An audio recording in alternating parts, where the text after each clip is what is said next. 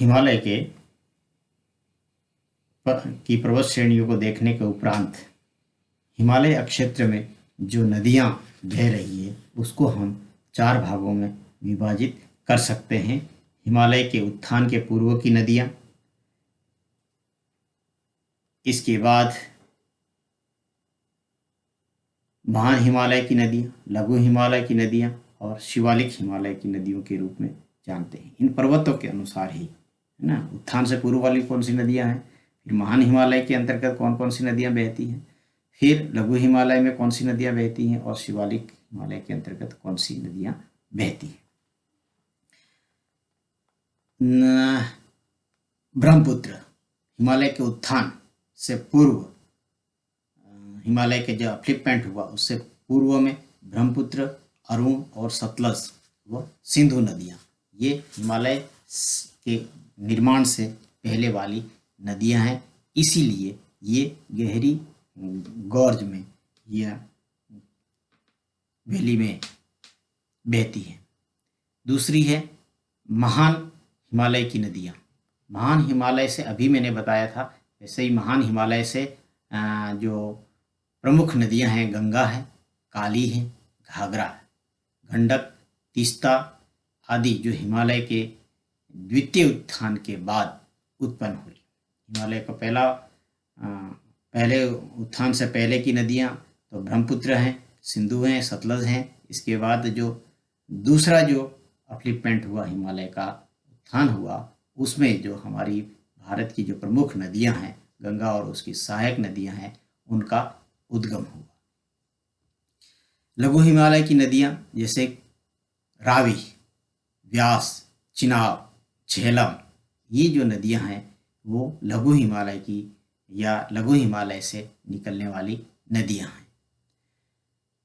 Laser Himalaya या शिवालिक हिमालय की नदियां हैं जैसे कि हिंडन है, सोलानी है।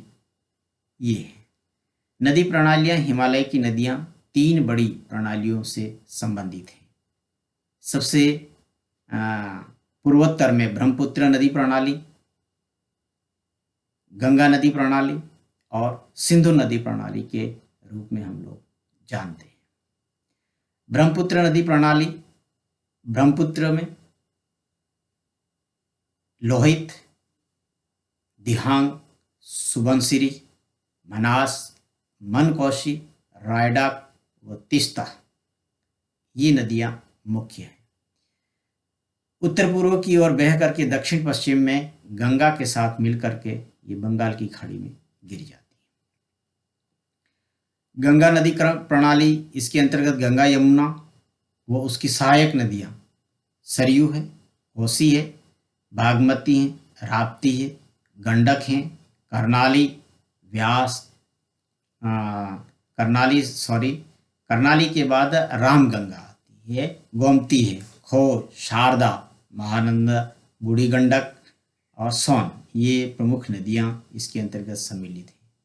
ये नदियां पूर्व की ओर बंगाल की खाड़ी में प्रवाहित होती हैं। तीसरे क्रम में सिंधु नदी प्रणाली, इसके अंतर्गत सिंधु, सतलज, व्यास, चिनाब, झेलम, रावी नदियां सम्मिलित हैं जो उत्तर पश्चिम से दक्षिण पश्चिम की ओर अरब सागर में प्रवाहित होती है। सिंधु, सतलज, ब्रह्मपुत्र नदियों ने हिमालयों की श्रेणियों को काट करके आर पार गहरी व सकरी नदियों का निर्माण किया है। सिंधु नदी ने गिलगित के निकट 5430 मीटर गहरे खड्ड गोर्ज का निर्माण किया है।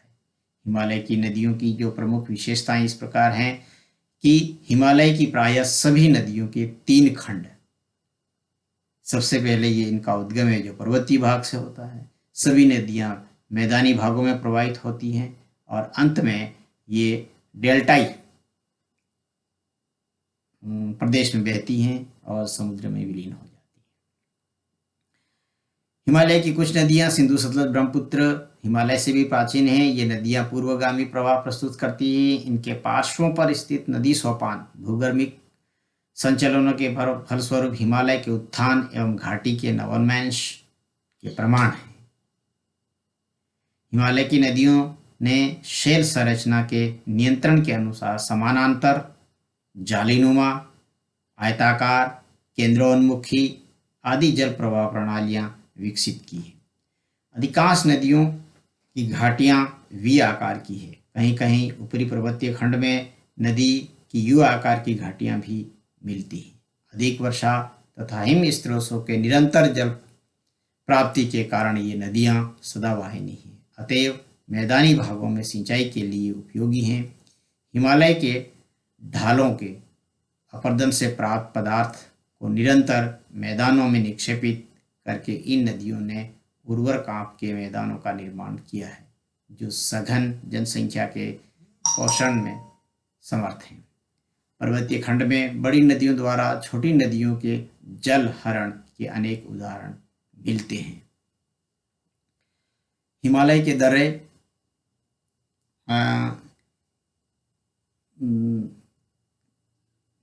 पर्वतों में तंग रास्तों को हम लोग दर्रे या पास के नाम से जानते हैं। दुर्गम हिमालय श्रेणियों में अनेक स्थानों पर दर्रों द्वारा पार किया जा सकता है। मालकन दर्रे 1902 मीटर से होकर के चित्राल को मार्ग जाता है। जो बुर्जिल दर्रा 3750 मीटर काश्गर व मध्य एशिया के लिए मार्ग है। जोजिला दर्रा 3446 मीटर श्रीनगर से लेह के मध्य, श्रीनगर और लेह के मध्य में अगर हमें जाना है तो वो जोजिला दर्रा है। काराकोरम दर्रे में 5425 मीटर से यारकंद के लिए मार्ग है। शिपकी दर्रा शिमला से तिब्बत के लिए प्रवेश द्वार है। माना व नीति दर्रे मानसरोवर एवं कैलाश के तीर्थ यात्रियों के लिए मार्ग है।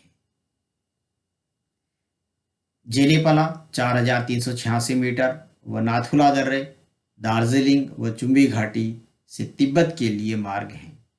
पश्चिमी हिमालय की कम ऊंची किंतु अत्यधिक अपखंडित श्रेणियों में अनेक ऐतिहासिक दर्रे हैं, जिनके द्वारा विदेशी आक्रांताओं ने प्राचीन काल में भारत में प्रवेश किया था। गोमल, मकरान, खैबर, टोची, कुर्रम, बोलन आदि दर्रे अब पाकिस्तान में हैं। पूर्वी हिमालय में असम व म्यांमार के मध्य सघन वन तथा तीव्र नदियों के कारण आवागमन अत्यंत कठिन है। इस भाग में यांग्याप, कांगेरी, दीपरू, चौकान, तेजू, तेंगुप व ऐन दर्रे स्थित हैं। हिमालय के ऊंचे दर्रे भारत व मध्य एशिया के बीच व्यापारिक, सामाजिक एवं राजनीतिक अवरोध रहे हैं। केवल उत्तर पश्चिम नीचे दर्रों द्वारा ही भारत पर आक्रमण हुए हैं। हिमालय की उत्पत्ति, अभी हमने इसकी भूवैज्ञानिक जो संरचना के बारे में जाना था। तो भूगर्भिक संरचना की दृष्टि से हिमालय नवीन वलित पर्वत है। इसमें अति प्राचीन कैम्ब्रियन युगीन शैलों से लेकर के नवीनतम इयोसीन युगीन शैलें पाई जाती हैं। उत्तरी पश्चिमी हिमालय में स्पीति घाटी क्षेत्र में, मध्यवर्ती हिमालय में कुमायूं व गढ़वाल प्रदेश आते हैं इसके अंतर्गत।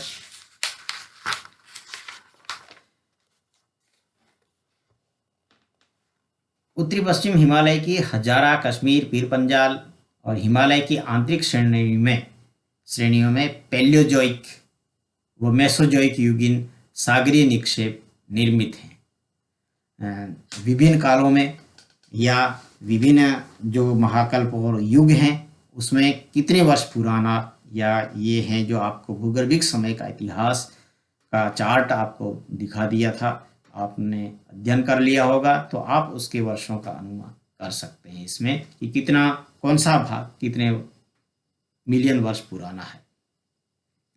बाहरी जम्मू की पहाड़ियों में टर्शरी क्रम पाया जाता है। जो ऊपर मेसोजोइक और पैलियोजोइक में महान हिमालय वगैरह आते हैं, और नीचे जो टर्शरी क्रम में जम्मू की पहाड़ियां हैं, जास्कर व पीर पंजाल श्रेणियों के मध्यवर्ती कश्मीर घाटी पैलियोजोइक शैलों से निर्मित है। मध्यवर्ती हिमालय का स्पीति घाटी लाहौल क्षेत्र कैम्ब्रियन व क्रिटेशियस युगीन शैलों तथा जीवाश्म की प्रचुरता भी पाई जाती है उसके अंतर्गत। हिमालय पर्वतीकरण तथा उसके भूगर्भिक अध्ययन के इतिहास में सुएस, बुर्राड, कोबर, फॉक्स, वेडले, स्वेन हेडिन, हिम तथा भारतीय विद्वान वाडिया के सराहनीय योगदान रहा है। एडवर्ड सुएस के अनुसार हिमालय के वलन में संपीड़नात्मक बलों की दिशा उत्तर से रही है, जिससे टेथिस सागर में संचित मलबे का वलन हुआ। टेथिस के उत्तर में स्थित अंगारालैंड भूखंड ने पश्चिम भूमि के रूप में तथा दक्षिण में स्थित गोंडवानालैंड ने अग्र भूमि के रूप में कार्य किया तथा स्थिर रहा।